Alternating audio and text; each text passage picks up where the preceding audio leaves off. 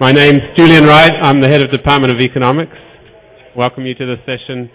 I'm going to just talk for about 5 minutes, just to give you a very brief overview of the department.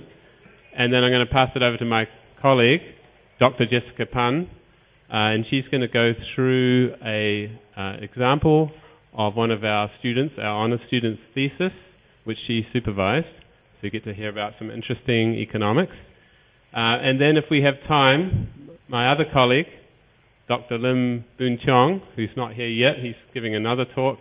He'll be coming in, and he'll go through very briefly the degree structure, and if you have questions at the end, we'll have a Q&A session. Okay, so I just have 3 slides about the department. The first one, just to give you an overview about the strengths of the department and the size and the age. So this is one of the older departments in the university, a very large department, in fact, probably one of the largest in the region, and of course the best department in the region, ranked number 1 in Asia.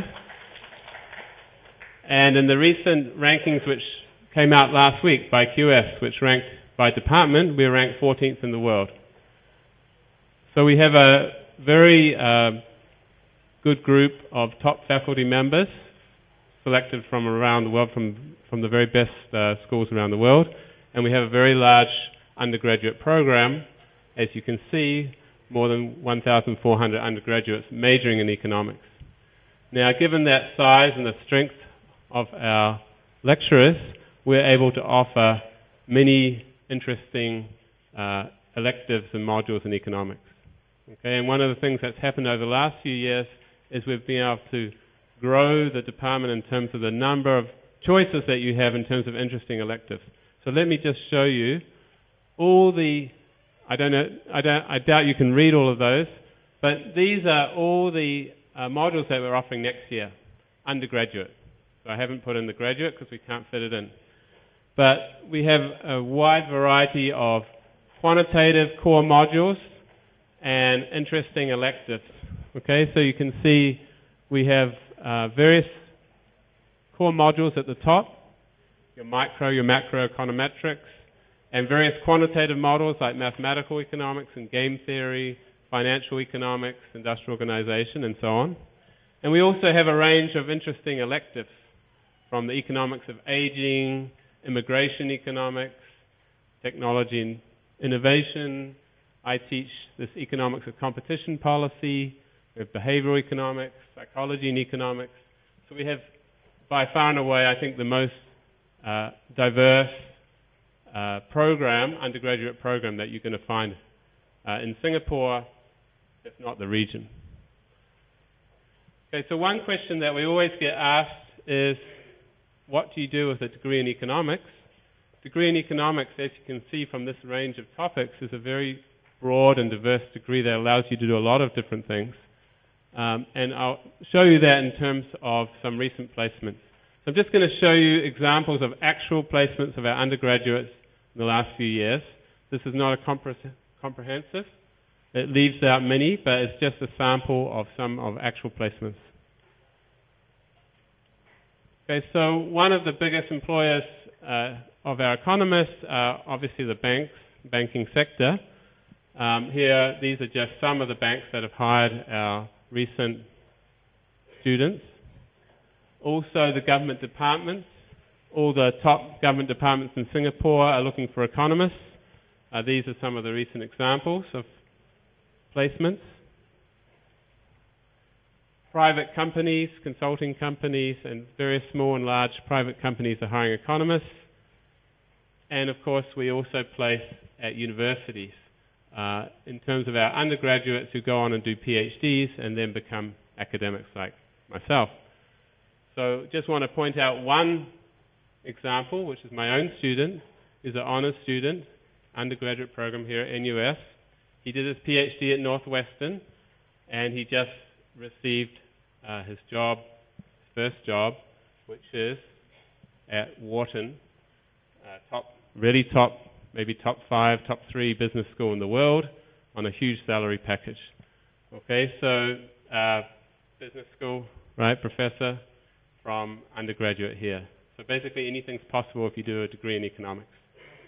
Okay, so I'm going to pass on now to Jessica.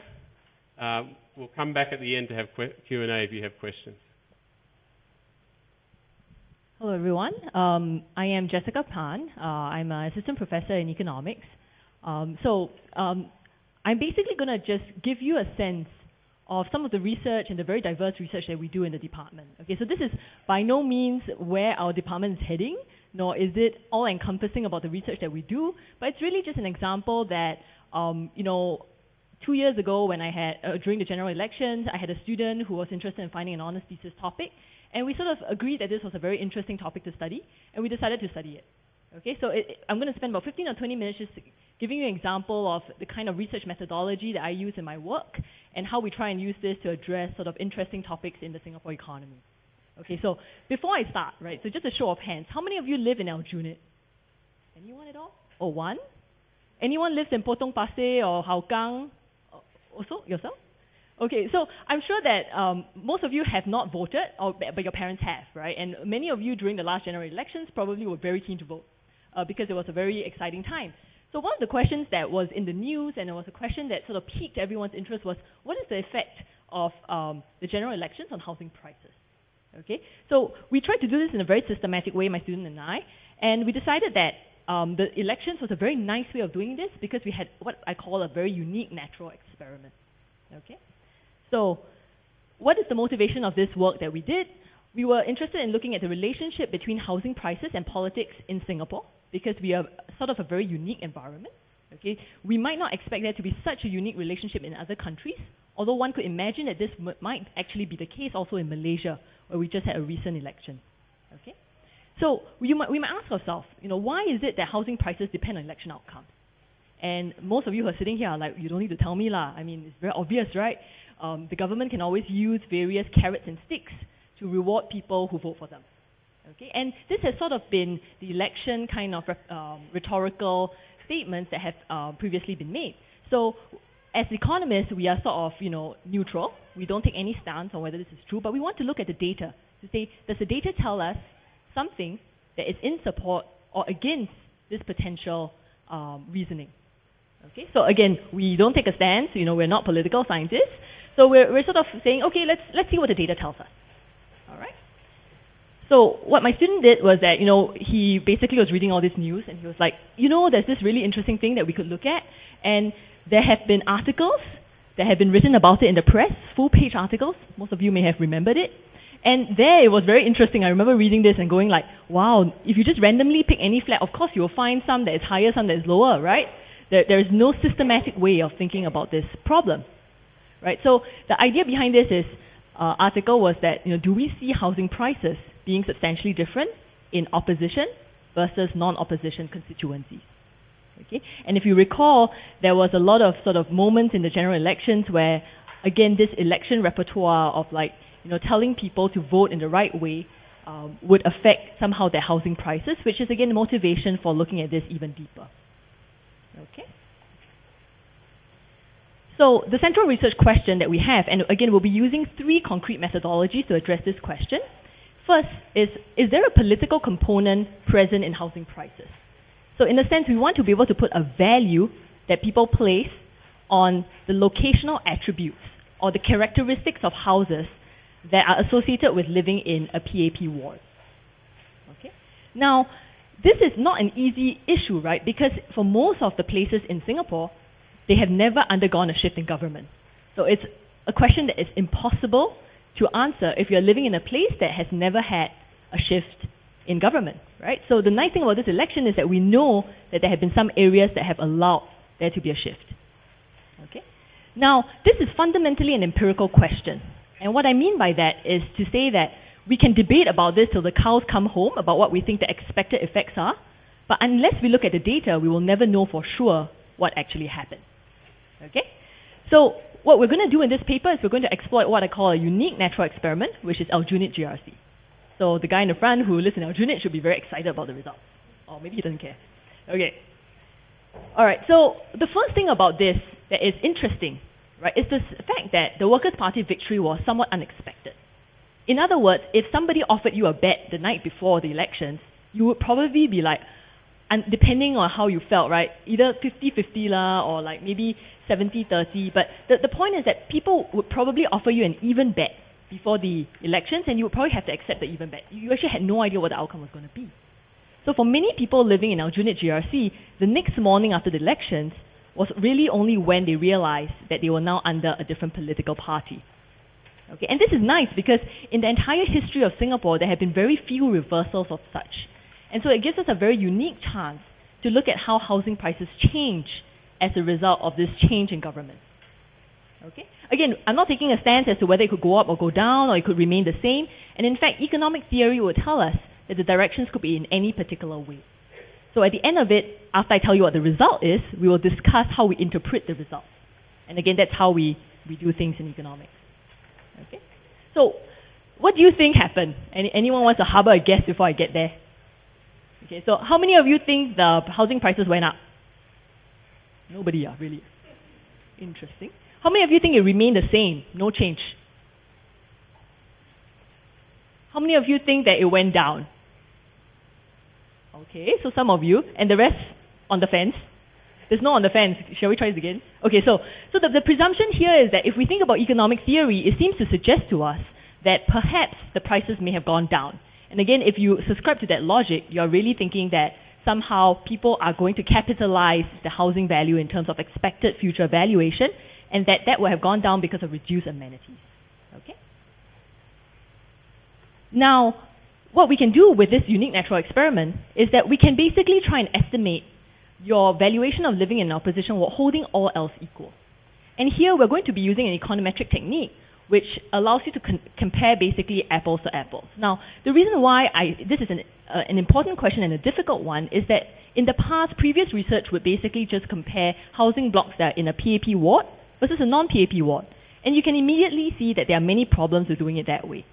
Right? For example, there could be a lot of differences, like if you live in a PAP ward, maybe you're close to a school, maybe you're close to a bus stop, maybe you have nicer facilities, and maybe it's those reasons that are driving the relationship rather than actually being in a PAP ward. So what we want to try and do is to make a solid apples-to-apples comparison. Holding everything constant, what is the effect of just changing your political party? Okay, so that's what we're trying to do. All right.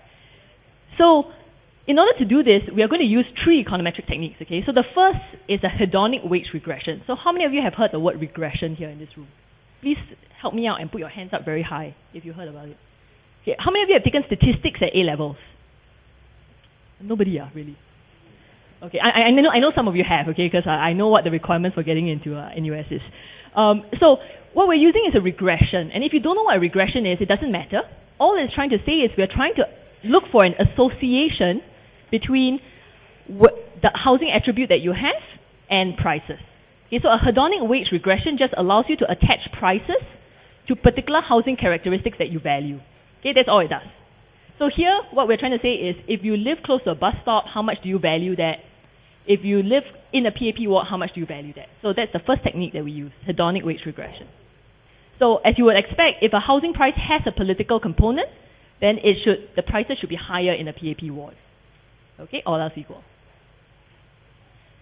Now, we're going to use 2 other techniques which look like very difficult terms, but I will explain them in a very simple diagram, and you'll see that they're actually not difficult concepts at all.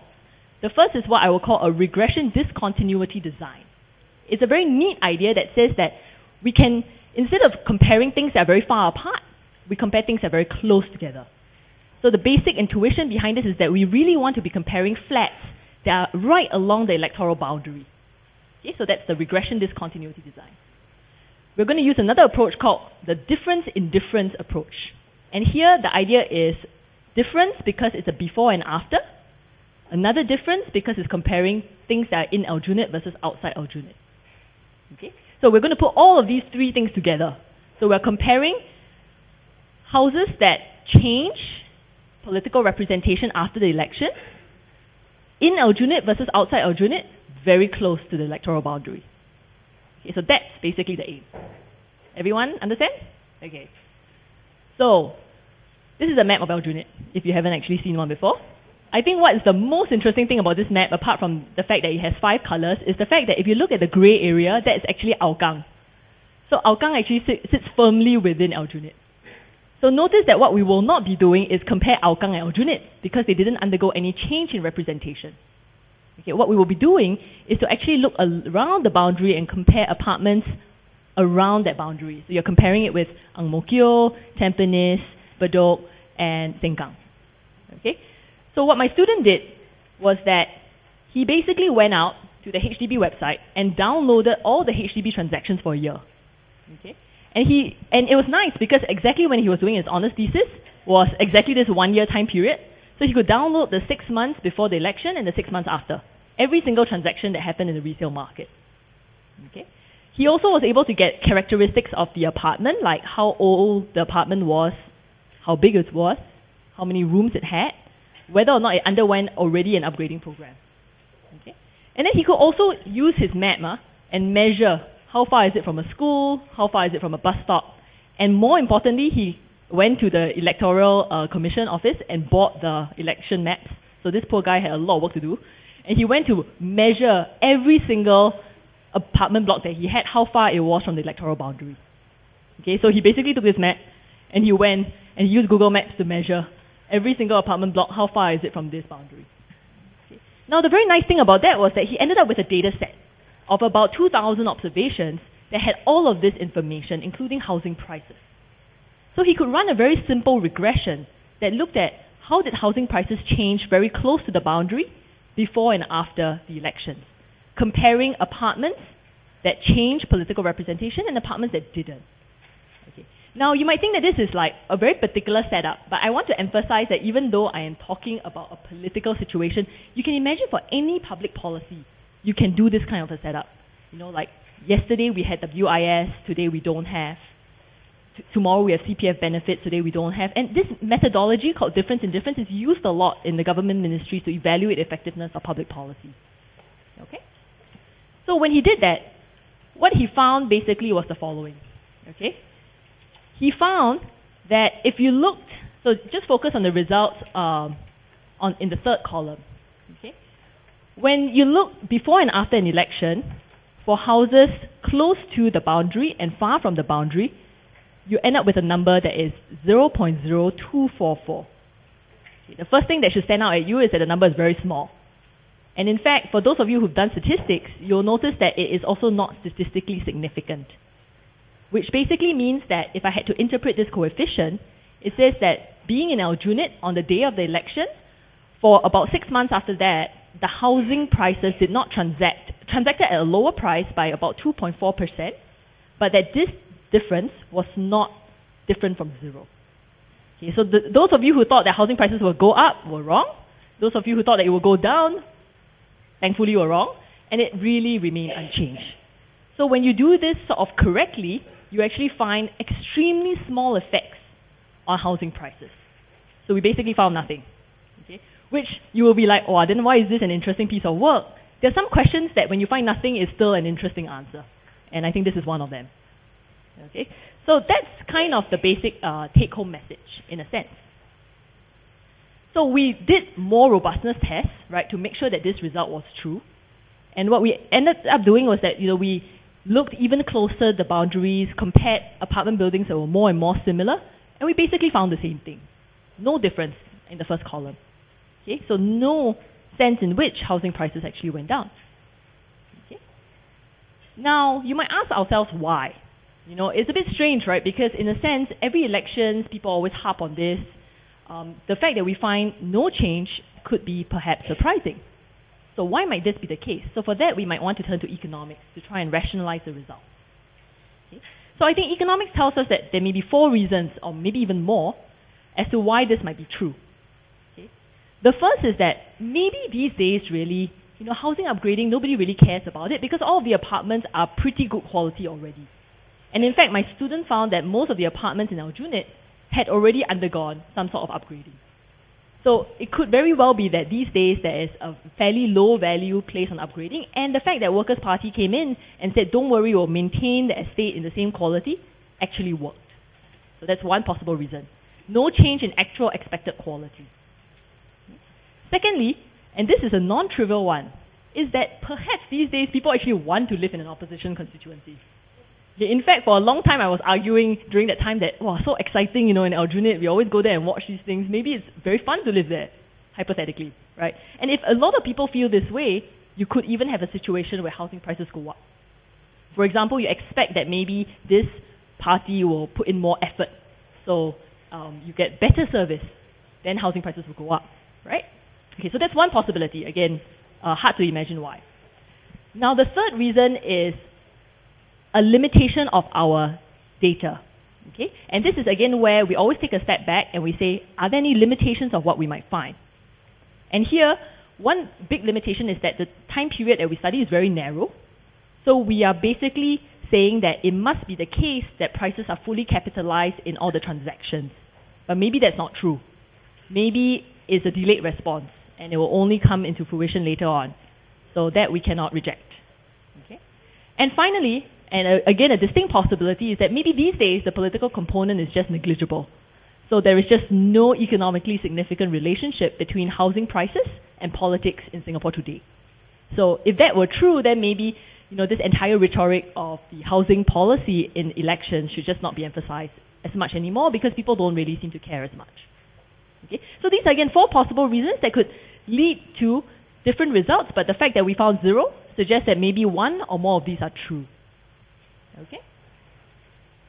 Alright, so that's all I wanted to say about this topic, just to give you again a broad sense of the very diverse kind of things that we do. In fact, you may have thought walking into this title of the talk that you were coming for a political science lecture. But I want to show you that a lot of the work that we do actually branches across different fields.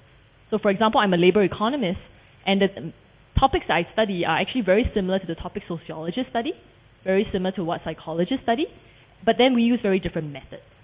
Okay? And the nice thing about being in a place like FASS is that you get to talk to all these different people.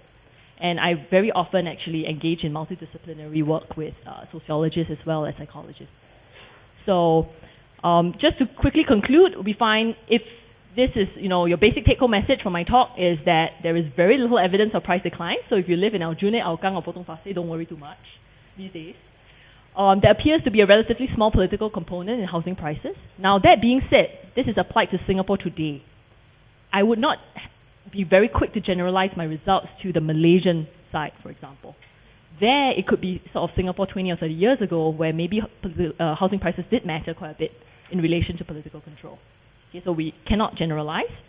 And this has a lot of implications for thinking about housing purchase decision-making and political decision-making processes, which I think are sort of interesting areas for future study. All right? So I think with that, I'm happy to, if you have any quick questions, to take them, or if not, I'll turn over the mic to Dr. Lim Boon Tiong, who will tell us a bit more about the degree program in NUS. Do you have any thoughts, questions? If you don't believe, the results also can. So everybody believes, is it?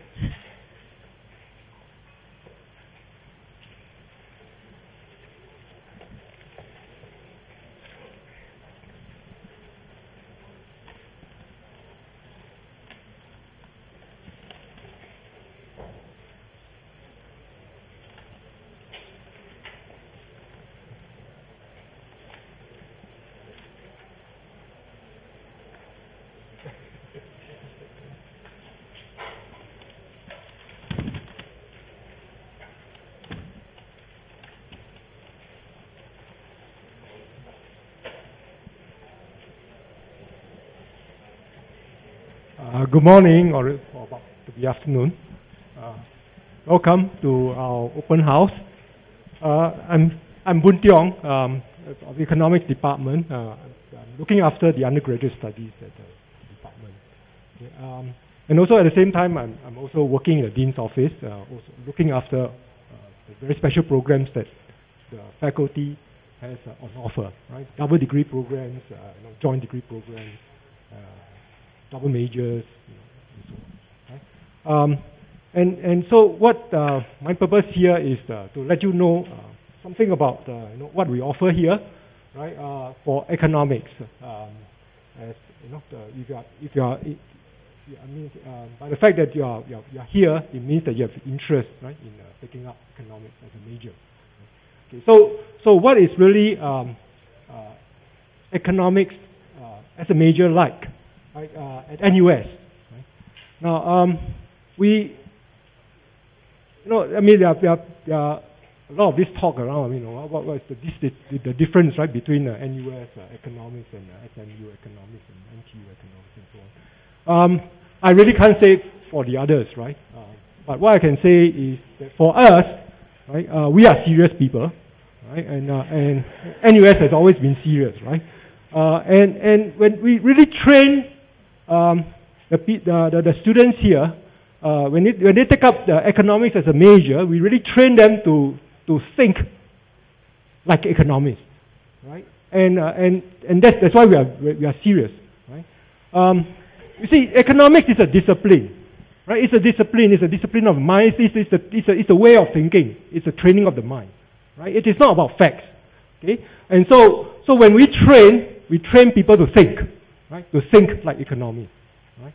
And this sort of there is this essentially when it comes to training of the mind, the thinking, right?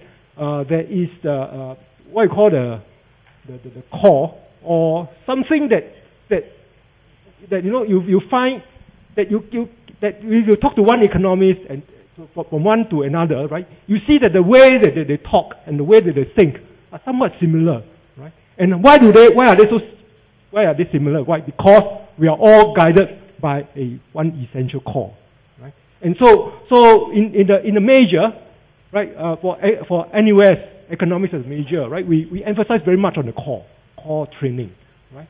That is about to train us to really think like economists, right? Okay, and so the core, so we emphasize on the core, right? So which is the what I call the foundation, right, and the pillar of the discipline. Right? And so the core is made up of two aspects. Right? One is to do with the analytical thinking, right? Reasoning, and sort of analytical thinking, critical thinking, right? And the other aspect of the core is to do with the quantitative, all right? And see, because economics itself, right, is both an art as well as science, right? Now the art is about because economics, if you ask people, right, what really economics is all about? Well, economics is about problem solving, right? And we are such a popular discipline. Why? Because when we look at problem solving, it is problems relating to our lives, right? Our everyday life problems, right? Whether it be your individual problem, right, as to whether to come to NUS or or to go somewhere else, right? That is a problem by itself, right?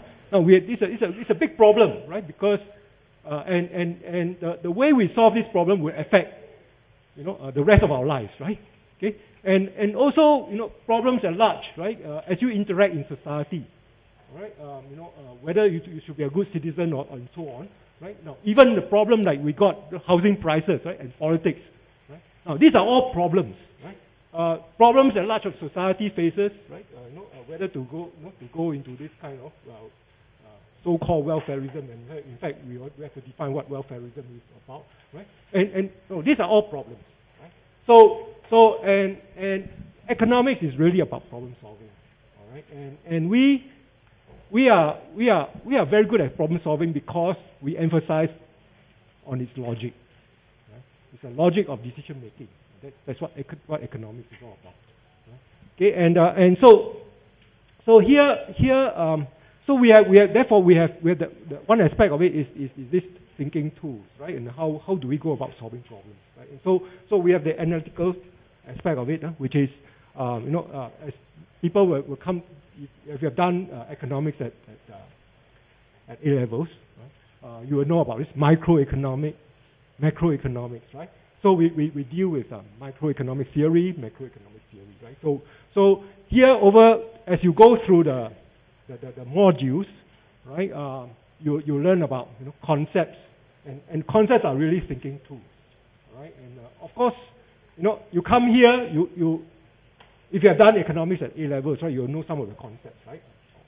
Most of the concepts, in fact, yeah, not that many.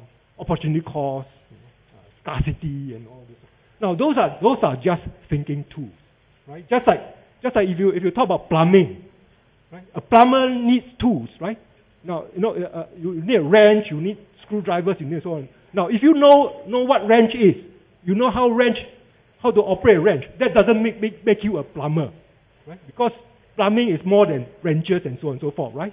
So, if you know the concepts like opportunity cost and so on and so forth, that doesn't make you an economist, right? Because it is about using those concepts, and their thinking tools concepts is just a sort of shortcuts to our thinking, right? So instead of using hands and use whatever, right? The plumber will use a wrench, right, to speed up things, right? Okay, so same thing here, right? We have concepts to help us speed up our thinking and so on, right? And we relate concepts, right, in the form of like model building, right? And so we, one concept is related to another concept and so on and so forth. So we build this concept, we build models up so that why is it so? Because such models give us insight into the real world, right? As we look into the real world, right, we conceptualize, right, and so we build models and gives us insight, right, and so and then we have to interpret, right, and of course using those we build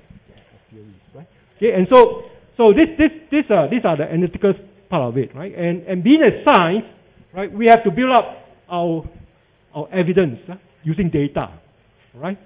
Just as scientists, right? I mean, they conduct experiments, right, to know what's really going on there, right? Data, okay? And so we have the econometric sequence, and we really train people, therefore, in this micro theory, macro theory, and econometrics. It's very, very strong here in the training, right? And so when we graduate an economics major, that person we can really think like an economist, all right, and solve problems. And that's why economics graduates from NUS are respected, right? Those you look at the government ministries when it comes to doing analysis, policy analysis, and so on. They really look, they think that their opinion of our graduates is very high. Right? Okay, and so economics is interesting, right? And if you think, so here we have, when you do economics here, right, we train you to be really analytical, okay? And then also, the quantitative skills, right, which are very useful as you go out to work, whether in the finance area or in any area, right? You have to deal with numbers, all right? And then also, to evaluate, right? Evaluative skills, right? And in the same sense, like, because the analytical skills that you picked up, right? I mean, when you look at interpretation, using the quantitative, right? You evaluate theories, you do critical thinking, right? Okay, and so the important skills in life is what economics training will give to you. All right? It's not about contents and facts and so on, right? But it is about the training of the mind. Okay? And so here, so we have, therefore, what we do is, we will start off, so we have the microeconomic analysis, macro analysis, and so on, right? That's for the analytical, and then we train people up to do the quantitative as well. Okay? Now, and so if you a lot of people say, at NUS, is economics mathematical? Yes, in a sense, it's mathematical, right? Because mathematics is about logical thinking, right? It forces us to be logical, right? And so if you do any logical thinking, you are somewhat doing something like mathematics, right? It's just that mathematics is used as a easy way to express ourselves logically. All right. So if you ask whether it's mathematical, yes, definitely mathematical, because we emphasize logical thinking, right? Okay. And all right. And so besides the core, right? We want to make people to how to use the sort of skills that they picked up in the core, right? To deal with problems. All right. And so we therefore the students therefore can pick up fields of specialization, electives, right? So-called electives, right? The various major economic problems that society faces, right? So whether it's a growth, development, industrial, industries competition, and so on, all right? And also, right? There are people who are very keen on knowing how economists think, right? So going into methodology, right? And so those for people who are more philosophical, right, can go into that. Okay, and also we deal with a lot of connections, right? Just now, Professor Jessica Pang gave you the sort of research into whether housing prices has anything to do with politics or politics has anything to do with housing prices, right? Now we do connections, right? It is not just thinking, like only like an economist, but we are able to connect, right, to people in the other areas, all right? And so we offer also behavioral economics, which connects to psychology and so on. Okay, so this is about the gist of it, and for economics we offer our bright students many opportunities in the form of joint degree program, right? Like one with the ANU is to combine with actuarial studies to become. We can train people to become an actuary.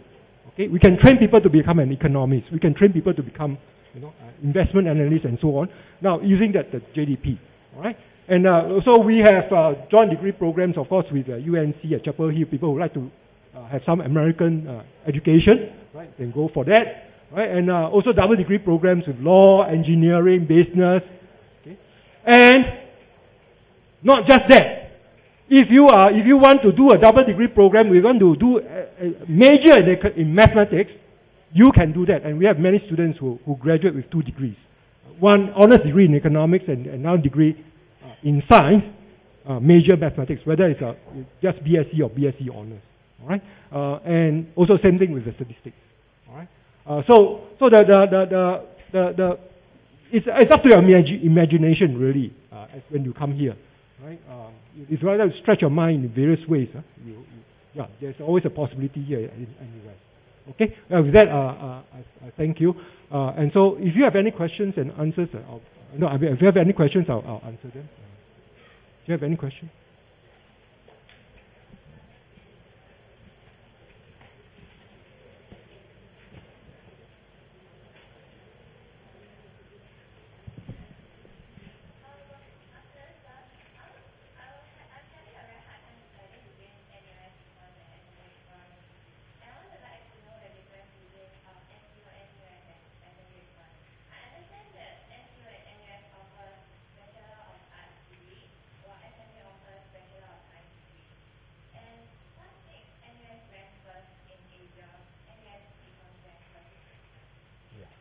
Okay, so it's public knowledge, right? Maybe I should let the chairman of the department, the head of the department, to answer the question, right? But here, whether SMU or NTU, right? The first thing you see is that we are very flexible here, right? When you get to NTU economics, it means that you must do economics and only do the economics degree, and that's it, right? Okay. Now, when you come here, yes, maybe you say, well, no, I'm entering a faculty of arts and social sciences. I'm not entering the major, but let me assure you, nobody who enters into FASS and wants to do economics, take up economics as a major, has been denied economics as a major. Meaning that if you come into this faculty, you want to do economics as a major, you will definitely get economics as a major. Right? There is no quota, no nothing. Right? Right? You just follow the program, you are economics major. Okay? But the beauty of this faculty here versus the others is that halfway through, right, you find that economics is not so nice, right? And you want to do something that is more wonderful, right? Then you can always go online, drop economics, and take up whatever the wonderful subject or major is. So there's a flexibility here. Right, so that is something I can guarantee you. Okay, now, of course, here about the ranking and so on, right? I think head is the best. So we don't like to talk too much about what's wrong with the other departments in Singapore. We like to talk about our strengths rather than their weaknesses. Obviously, in my first few slides, I tried to show you that we are a much bigger department, which means we can offer much more breadth as well as the depth than you can possibly get at NTU or SMU. So we just have much more variety and richer courses and sequences of courses and fields that you can do, which are not possible in smaller departments. Okay. We, as Dr. Lim mentioned, we are known to provide very deep training.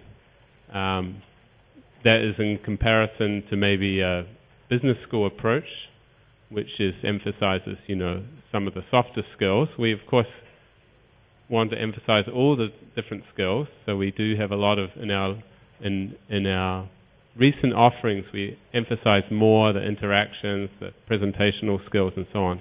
But at a sort of broad level, we are known to be trained economists who are deeper thinkers.